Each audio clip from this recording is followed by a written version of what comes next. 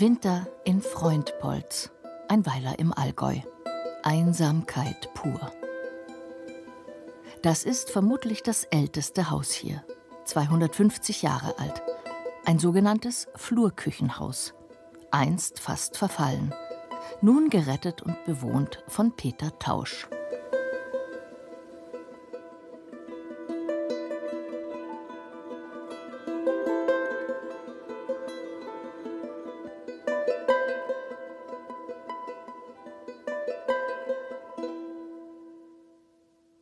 Ist ein Wohlfühlhaus. Also ich fühle mich hier sehr wohl und das war Liebe auf den ersten Blick. Peter Tausch verliebte sich in dieses Haus vor rund 20 Jahren. Typisch für Höfe dieser Region der zentrale Raum im Erdgeschoss. Er ist Flur und Küche zugleich, deshalb nennt man ihn Flurküche. Die Flurküche ging damals auch bis dahinter, was Sie jetzt im Bild sehen, war natürlich räumlich nach oben begrenzt. Ne? Und was man auch dazu sagen muss, die Flurküche war vom Eingang her bis zur Decke hin in der Höhe nur 1,80 Meter bis 1,85 Meter groß. Ja. Also ich habe ja dann später das abgesenkt, diesen Boden um 40 Zentimeter und nach oben auch geöffnet. Luftig ist die Flurküche heute. Ganz im Gegensatz zu 2007, vor dem Kauf und Umbau. Tief die Decke, klein und dunkel der Raum. Peter hat sein ganzes Wissen einfließen lassen. Er ist Architekt, arbeitet mit seinen rund 80 Jahren zeitweise noch in München, war Professor in Dessau. Dieses Haus ist nun sein Refugium. Ja, also wir befinden uns jetzt in den ehemaligen Garten, das heißt also Schlafraum. Schlafen tut Peter hier im Garten jetzt auch noch. Der alte Bauernschrank gehörte zum Haus, stand erst halb zerfallen auf dem Dachboden und wurde mitrestauriert. Nun hat er einen guten Platz gefunden. Die handbehauenen Blockwände waren nicht immer so sichtbar wie jetzt, sondern vielen Modetrends früherer Epochen unterworfen. Diese Wände sind im Zustand des Kaufes zigfach überklebt worden. Ich habe hier mal bei dem Bild, habe das extra so belassen und jetzt vorläufig ein Bild drüber gehängt, weil ich das dann restaurieren möchte, dass man die verschiedenen Tapetenreste sieht. Ganz unten ist eine Zeitung als Tapete drüber, da sind 4, 5 Schichten drauf. Tja, so waren's, die alten Bauersleut. Diese Fotos zeigen, wie dominant die Tapeten vor dem Umbau durch Peter waren.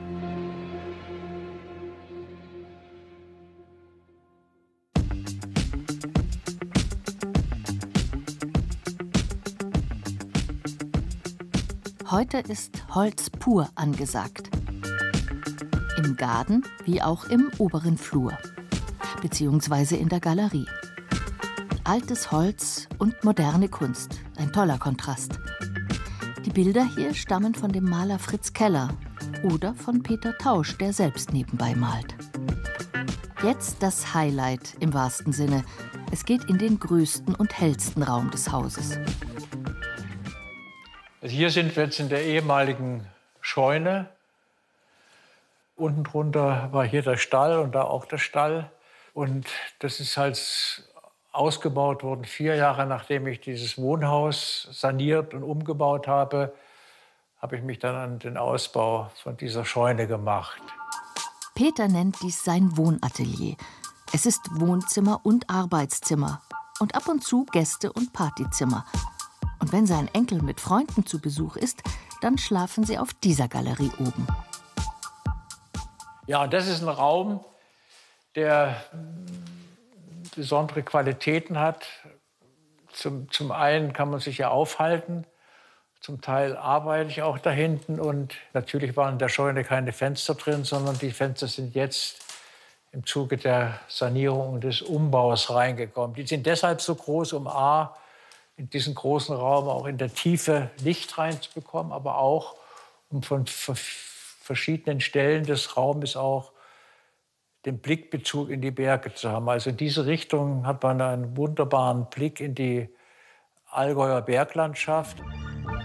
Die Berglandschaft lässt sich zwar an diesem Tag wegen des Nebels kaum erahnen, Doch mit Musik geht vieles leichter. Und so kann Peter in der Erinnerung an das Panorama bei sonnigem Wetter schwelgen. Here comes the sun, here comes the sun, I say it's alright.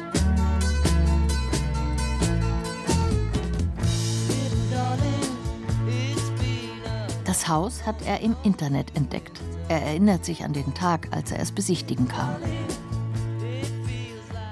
Im Mai 2007 mit dem Auto von München hierher gefahren, die Straße hoch und bin dann hier in Frauenpolz gelandet, habe das Haus gesehen, was ja durch die Verwitterung ganz schwarz war. Die Schindeln waren schwarz, an der Scheune waren diese Metallplatten dran. Aber ich habe dann gesehen, es war herrliches Wetter, wunderbarer Ausblick und habe mich kurz entschlossen dazu, das Haus zu kaufen. So sah das Haus 2007 vor dem Kauf aus.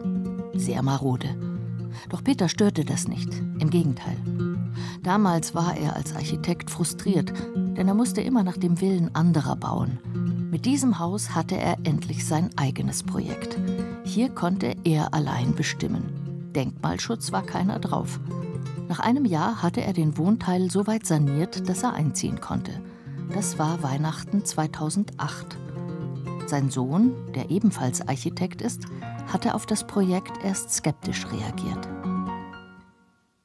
Also mein Sohn war nicht so begeistert davon, dass ich dieses sehr kaputte Haus gekauft habe. Und hinterher, nachdem ich saniert hatte, war er dann doch etwas sehr angetan davon. Das ist auch ein Abenteuer, das muss man ehrlicherweise auch sagen. Ne? Das war auch für mich ein Abenteuer.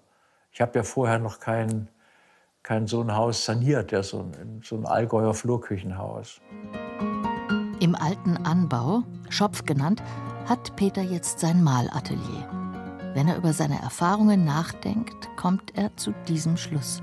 Ich würde sagen, wenn es geht, diese alten Bauernhäuser wirklich zu erhalten und ein fachgerechtes Sanierungsgutachten und eine Sanierungsplanung erstellen zu lassen, bevor man anfängt, von vornherein zu sagen, das alte Gelump muss weg. Das ist nicht nur ein Gebot der Stunde, Bestand zu erhalten aufgrund der Probleme des Klimawandels. Unabhängig davon lohnt sich es, alte Häuser zu erhalten, auch wenn der Aufwand und die Kosten etwas größer sind. Das Potenzial alter Gebäude erkennen viele Menschen nicht. Peter Tausch schon. Er hat den Kauf dieses Hauses nie bereut.